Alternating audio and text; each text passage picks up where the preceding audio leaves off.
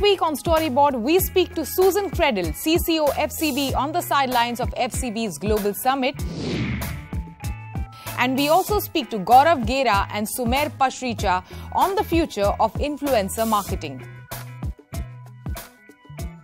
Hello and welcome to Storyboard. This is Shibani Gharat. Going by the recent controversial campaigns by Nike, Gillette and the very recently released holi ad by Surf Excel, brands are taking a strong stand on issues they feel strongly for. But is it good for the brand health, or can it have serious repercussions for brands in the long run? And what is the secret sauce for a successful campaign in this volatile environment? Storyboards Ankita Saxena finds out as she speaks to Susan Credle, CCO FCB Global, on the sidelines of FCB's Global Summit.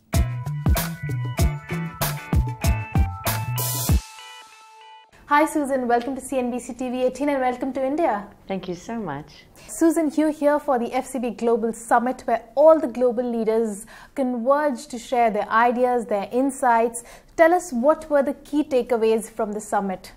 Well, it will be interesting because I haven't seen half the talks, which are the peer-to-peer talks. But I think the key thing is, how do we bring back the value of creativity? Everybody talks about how important creativity is, but are we really understanding the value of it on business problems? And I think the other thing that I hope is the takeaway is that we are a company that builds brands over time, but solves business problems and takes advantage of business opportunities in the short term. And I think we fundamentally believe, after 3 or 4 years of sort of testing this idea, that it's absolutely doable. And I think too many times in the industry we think it's one or the other. Last time Carter came to India, it was I think 2.5 years back, he said that in India there's a tendency for clients to talk about digital, but they're not investing enough in digital. So, you know, things have changed post that. There's been greater smartphone penetration, the data costs have gone down with Jio. Has the client's demand for digital integration gone up post that? Well, you know, it's interesting. I think digital is a weird word. Because I think everybody says it and they mean something completely different. So what we're seeing, you know, in the States is that money is shifting from what we call traditional to digital. I think we think that means content. That now it's not traditional content, it's digital content. But actually it's the screens that are changing. It's not necessarily, film is still very strong in digital. It was also very strong in traditional media like television. But the screen that we're putting work on is different. And I think understanding how to meet those audiences and where, it's a big media issue, and we need to continue to understand how content is viewed and taken in a digital world. So I think that's one thing, is it the content that needs to change, or is it understanding how people are consuming that content? So, you know, the content for the small screen has become more important than ever before. Has the demand for content specifically created for a small screen gone up, or, you know, is the marketer just happy with his 30-second commercial, ad TV commercial, and just snipping it and shoving it onto the small screen? Well, I don't think it's that. I mean, I remember about 15 years ago when we first started looking at small screens, and I actually had someone say, if you're going to shoot for a small screen, you have to cast actors with bigger heads, and you have to shoot in different angles. This is ridiculous. I watch films on my mobile device. I watch sitcoms on my mobile device, you know, and I watch things that look like ads on my mobile device. So I think we've got to, you know, understand that it's just a smaller screen. I do think that we still need to be respectful of people's time. You know, ads are not short because they were called ads. Ads are short because it was the amount of time we felt was right. It was a quid pro quo arrangement. We'll give you this much time of content, and then we'd like a little bit of time to tell you some things that we think you might be interested in, you might enjoy, but we understand you're here for something different. I think there will be some brands that will do long form content, and people will expect that and want that. And I think that there's going to be still a lot of short form film content, because we only have 24 hours in a day. True. You know, not everybody can have, 10-minute films to represent their product or their business or their brand. So I think this will all be malleable. I don't think there will be a right answer or a wrong answer. Isn't content specifically created for small screen more important? Isn't there a difference between a TV commercial and content that's created specifically for a mobile screen? Right. Well, I think you can, but I actually do think they fly across all the screens. I mean, I'm terrible. I will be watching TV, I will be on a laptop, and I will be on a mobile device all at the same time. And I'll be looking at different content, and I forget which screen I'm on. So I think... So you're saying that good content is screen agnostic, is what you mean? I think a lot of good content is screen agnostic. It's which screen you're choosing to watch it on. The one thing I will say about mobile that fascinates me, and I love it, is that mobile becomes experiential in a way that you can't with a one-way narrative. So what we're finding in a lot of the work that I'm most excited about, it's that you use the technology that allows you, I mean, because mobile is search, mobile is, you can communicate back with the idea. So it's really, I think there's film that works perfectly well on any screen, but then I think where mobile has an opportunity is, geofencing and location and context, right? Where are you when you receive this message? And mobile makes it so much more interesting. There's so many independent content creators, popularly known as the social media influencers, who are coming up with their own content specifically for small screens, for brands. Then there are the digital consultancies. Where does a creative agency stand? I think that what we have in our DNA and what we still, I think the whole business is in danger of losing an understanding of how to do this, is building brands. So you can do tactical, cool things all you want, but if you're just doing them in the moment to get people's attention, to get a like, to get a click, to get a little bit of action, you're going to put a lot of money in, and then you're going to get, over here downtime, and have nothing, and you're starting at ground zero every time. Versus if you actually understand what a brand is and how you build a brand, you can do those one-offs. Actually, they don't become one-offs. They become an extension of the brand, and so you get down to the end of the road, and you're like, we've built something that has equity, and it has value, and it has financial value. What about, of late, there's been so much of news about mergers, of consolidation, of restructuring. J. Walter Thompson is now Wonderman Thompson. They have merged their digital capabilities with their creative capability. Do you think that in this day and age, a traditional creative agency can exist independently? Well, I'm not sure what a traditional agency is, because I mean, like, if I showed you some of the work that we've done in the last 3 months, it doesn't look like what I would think a traditional agency would be doing from an asset standpoint. From what we just talked about, fundamentally believing anything we do leans into a brand, absolutely.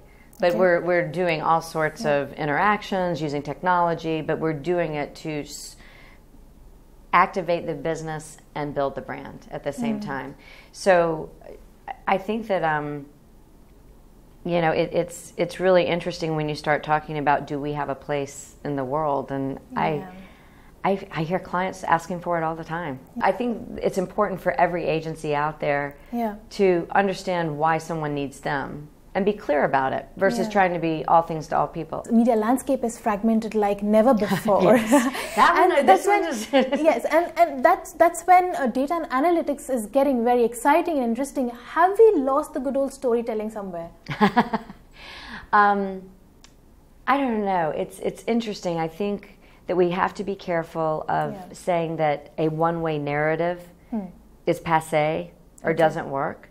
I love this quote. Somebody a year ago said something about, you can no longer capture your audience and shove messages down their throat. And I was like, I've been in this business a long time. I was like, I never approach my job as, can I just make something and shove it down somebody's throat? Even when we had a captive audience, so to speak, we tried to do captivating things. We believed that if we did something people loved, they would love the brand. So I think that's a really dangerous thing to be talking about. And there are times when I want to interact with a brand, but there are also times I want to sit back and just be told something and feel something. Yeah.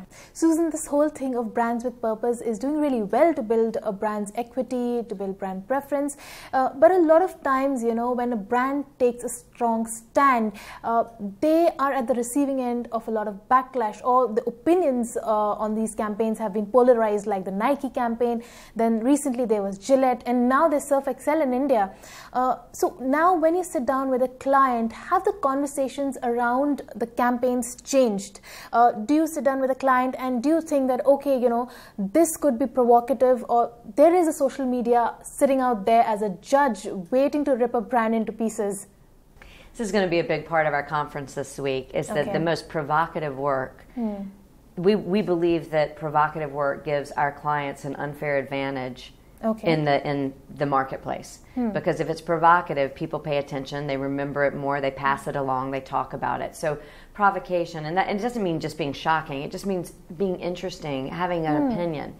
The problem is that when you aim for provocative work, which gives you more creative value, you could end up doing things that are damaging. Yeah. So it comes with some risk. So what we're saying is, first of all... So do you think that brands have become more gutsy, they're willing to take that risk? I think it goes back and forth. Okay. But what we're saying, and what I know my colleagues are telling their clients, is that don't back away and be soft and invisible and quiet, or do work that's mundane and that nobody really cares about. But make sure that you know who you are. And this is why brand purpose, and brand purpose doesn't mean doing good in the world. Brand purpose means knowing who you are. If you know who you are, then you'll know whether you're ready to take on the heat that might come with a provocative message. So Nike with Colin Kaepernick, they knew what they were doing. They knew what, I believe, that they knew what was going to happen. Yeah. And they were ready for it. And they believed, based on who they are, what they stand for in the world, they were on the right side of the conversation. For them. You know, for a different company, they might have been on the wrong conversation. Yes. And I can think of, I'm not going to name any, but I can think of a few that I'm like, ooh, you're not going to come back from that one. That one's not. Really? You are not going to name them, right? No. I did that once before, and I almost lost my job. So I've learned that you just say nice things and point out. So what is the secret ingredient or a secret sauce for a successful campaign or creative? Or what are the things that a brand should keep in mind, knowing that the consumer today has a voice, the attention span is shorter, and they could just revolt back if they don't like something? Well, I think strategy is really important, because if you know what you're doing and why you're doing it, even if you miss, you at least started with, you know, I know that what I was swinging at was right. So I think being very strategic is important. I don't think playing it safe is right. I think I don't think that that's the answer. I think it's being smart and knowing who you are. And I think that's why, again, I do things that are risky I'll say things that are risky, but I know I work so hard to understand what I truly believe in. Then when I say something, I'm not too worried, because I know why I believe in it. But if I was just, you know, just for the sake of it, and just on a whim saying provocative things, that's very dangerous. It's very dangerous. So I think that what I love is that the discipline of marketing is more important than ever, and to really be a good marketer and a student of marketing, and to understand, you know, if you're on the side like we are of building brands and using creativity to drive business, you better be. It's work, you know. And you need to constantly be learning. It's not frivolous. Thank you so much for joining us, Susan. I appreciate it. It's been a pleasure. It is time for us to take a short break. On the other side of this break, we catch up with Gaurav Gera and Sumer Pashricha on the future of influencer marketing. Stay tuned.